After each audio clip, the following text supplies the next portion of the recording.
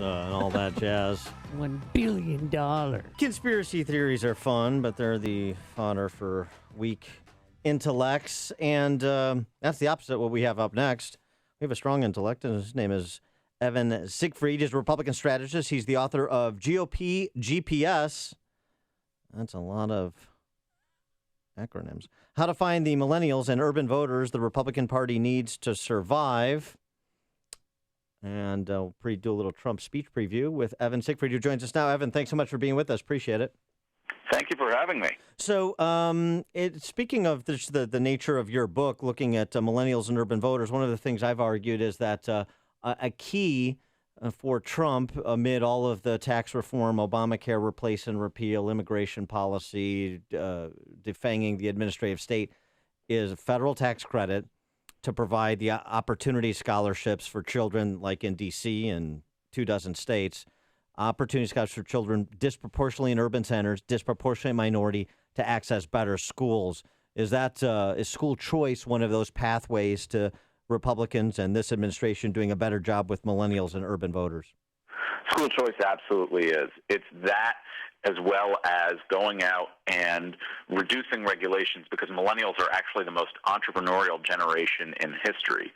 So when you see millennials going out and saying, we don't want to be in a typical corporate structure, we want to have our own business that we're really passionate about, they try and start them, but the overarching too regulated state basically prevents them from doing that, and they wind up working at Starbucks while they try and figure out why they can't leave a door open more than 32 degrees or something like that. It's very bizarre, and President Trump is the president to take on those regulations.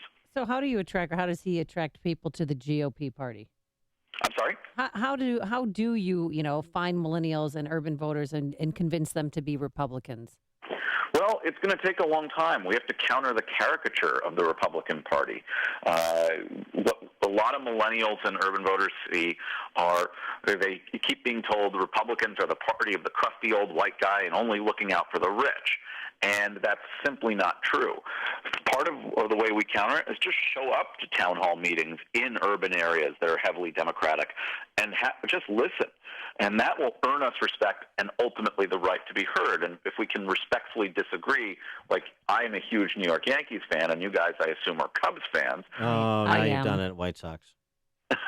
Cubs and White Sox. But we can still sit and talk over a beer and say, okay, well, we still love baseball itself, and that is sort of the model for doing it. The more people who do it, the more respect we'll earn on the opposing side and be able to pull people over.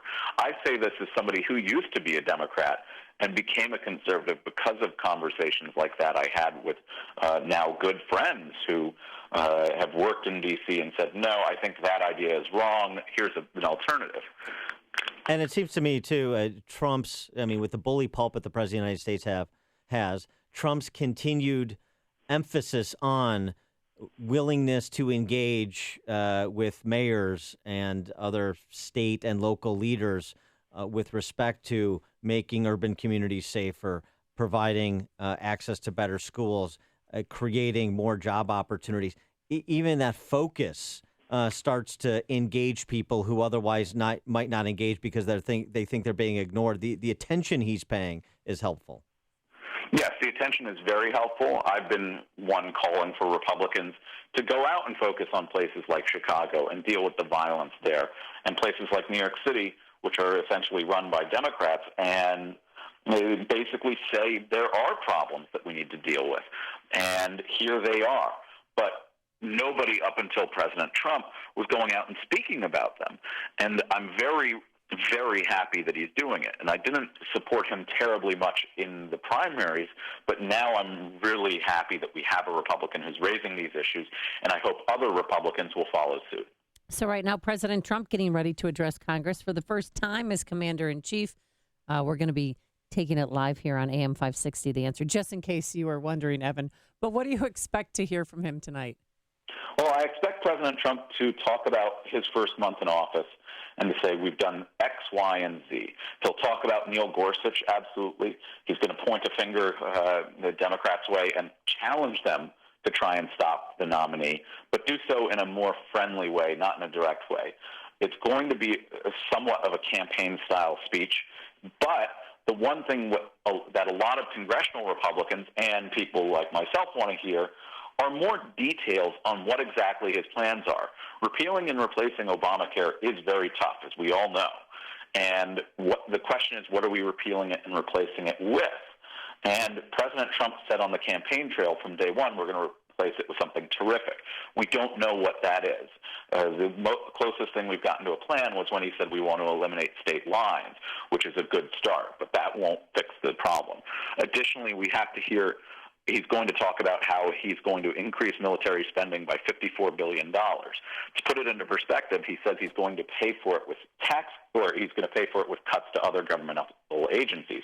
But the State Department itself runs on an annual budget of roughly $63 billion. So you can't do, and same with all other departments, you can't do cuts and still expect to have functioning agencies and pay for this $54 billion increase. There's going to have to be another way that we can fund it, and I want to hear what his ideas are before I pass judgment. All right. He is Evan Siegfried, a Republican strategist, author of the book GOP GPS, How to Find the Millennials and Urban Voters the Republican Party Needs to Survive. Evan, thanks so much for joining us. Appreciate it. Thank you for having me. And he joined us on our turnkey.pro answer line.